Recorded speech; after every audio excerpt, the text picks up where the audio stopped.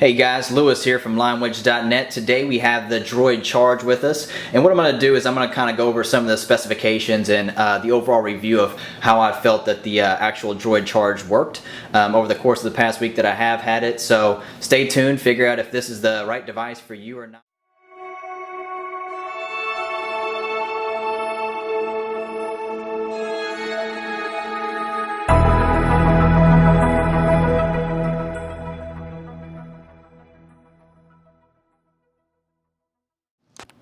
Alright, so what we have here is just the general packaging of the Droid Charge. One of the things that I did like as I unpackaged the Droid is, well, not this, información sobre la garanita suturitata. I don't know how to pronounce that, so I'm going to go ahead and put that aside.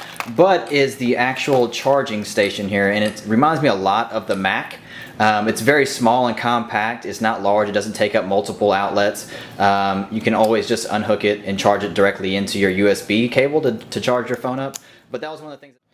Alright, and here we have the Samsung Droid Charge here, and I'm just going to go over a few of the specs. It runs off Android 2.2 Froyo with TouchWiz, and that's one of the things here. You can kind of set your home screen, etc, etc.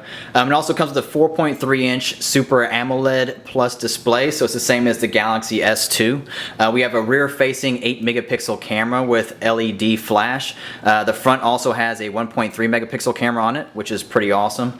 Haven't seen many other phones that have that are Android enabled. Comes with a 1 gigahertz processor. Some say that may be a drawback. However, it still runs very, very quickly in the test that we did, and it's also 4G LTE compatible, which makes it the second Verizon smartphone that has been released that is 4G LTE compatible, including hotspots for up to 10 Wi-Fi enabled devices on the LTE network or 5 devices on the 3G network.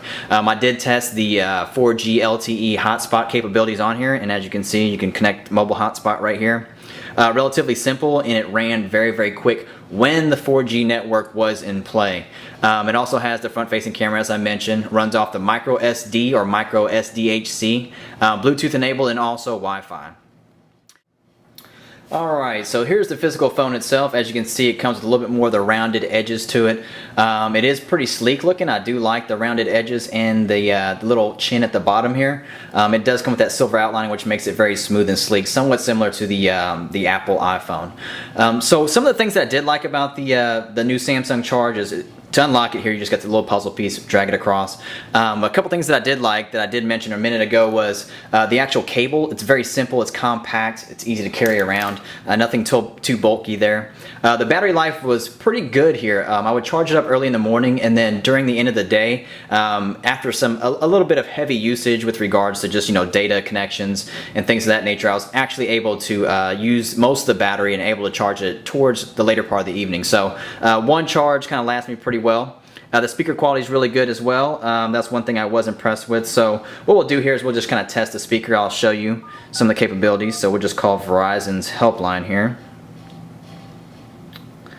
Throw it on speakerphone.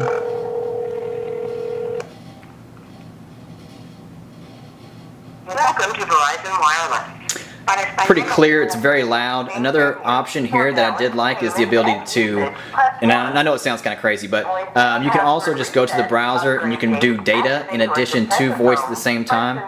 I won't go into that right now. I got kind of somewhat of a poor connection. It's just the place that I'm in right now, so we'll go ahead and turn this off. Alright. And then another option that I really, really liked that I didn't see on any other Android. Well, say the reason for your call. For example, end. Alright, there we go. Another option that I did like here on the camera, or the actual phone, was the camera. And this option here I didn't see on any other Android device necessarily. And I couldn't find an app that also prepared or that actually had the same settings. But one of the things that I did like about it is the panorama feature, which is really, really cool because you can kind of shoot a wide angle and it kind of guides you through that whole process. So I won't go into that right now, but that's one of the features that I did enjoy about the Samsung Droid Charge. As I mentioned again, the phone quality here outside the speakerphone was very good. It's actually better than what I have right now, which is the Droid X. So I can kind of compare those side by side here. You can kind of see the size of what each of them look like. This one a little bit larger at the bottom, the Samsung Charge, the Motorola Droid, I'm sorry. The Droid X actually is a little bit larger up top. So there you go, side by side comparison there. Another thing that I did like was the AMOLED display here. It's very nice, and then the 4 physical buttons down here at the bottom. So these are. Now, just a couple of things that I didn't necessarily enjoy about the Samsung Droid Charge. As I mentioned just a minute ago, there was no camera button on the side of the actual phone itself, so that was a bit disappointing because I'm somewhat of a mobile picture taker myself and I like to take a lot of different pictures. But you know, no big deal there. But the back of it here is somewhat disappointed. This is actually a plastic backing, I think, which kind of degrades the phone a little bit with regards to quality and what people think about it.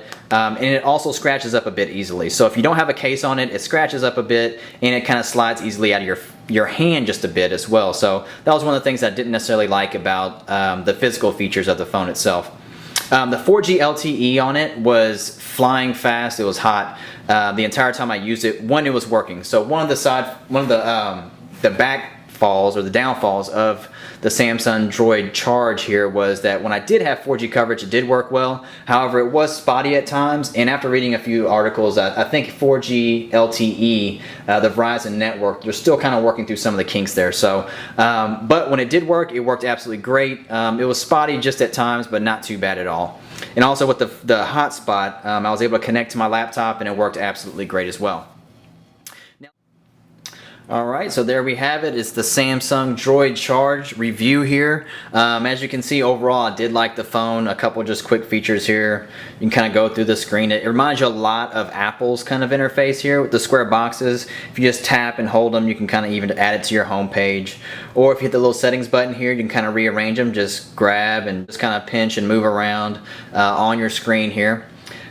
So those that are actually converting from Apple to an Android device, this one makes it somewhat seamless here.